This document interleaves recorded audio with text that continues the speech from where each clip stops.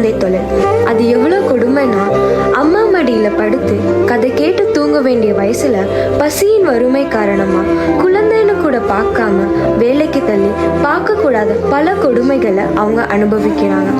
அந்த குழந்தைக்கு நம்ம ஏன் இந்த வேலை செய்கிறோன்ற காரணம் கூட தெரியாம அவளது சிரிப்பு சந்தோஷத்தை எல்லாம் மறந்து இன்னைக்கு வேலை செஞ்சா இன்றைய பசி போகும்னு நம்புறாங்க அந்த குழந்தைங்க. ஒரு குழந்தையின் கையில் பென்சில் புத்தகம் இருக்க வேண்டிய வயசுல சிமெண்ட் மூட்டையும் பிச்சை பாத்திரமும் இருக்குது.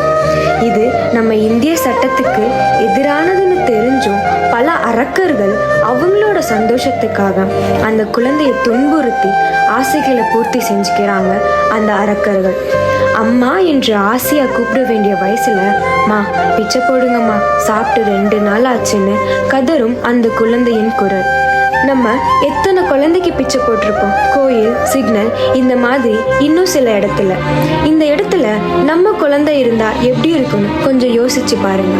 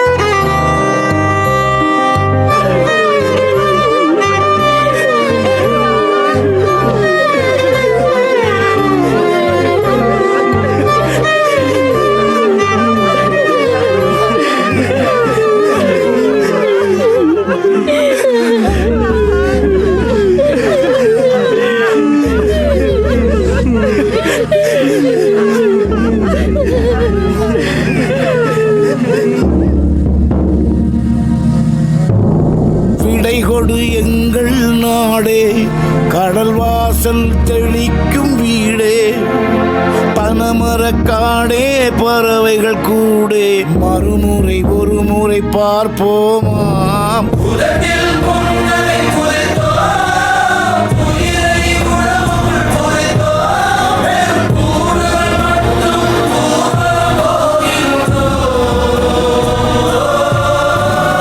இதெல்லாம் பார்த்ததுக்கப்புறம் உங்கள் மனசில் எவ்வளோ ஆழமாக பதியும்னு எனக்கு தெரியல.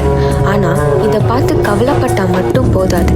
இதில் இருக்கிற ஒவ்வொரு குழந்தையும் நம்ம குழந்தையா பார்த்தா இப்படிப்பட்ட குழந்தை தொழில் ஒன்று இருக்கவே இருக்காது. அது மட்டும் இல்லாமல் நம்ம இந்தியாவில் பாலியல் வன்கொடுமைகளை எவ்வளோ முக்கியமான கண்ணோட்டத்தில் பார்க்குறோமோ அதை விட முக்கியமான கண்ணோட்டத்தில் பார்க்கணும் இந்த குழந்தை தொழில்.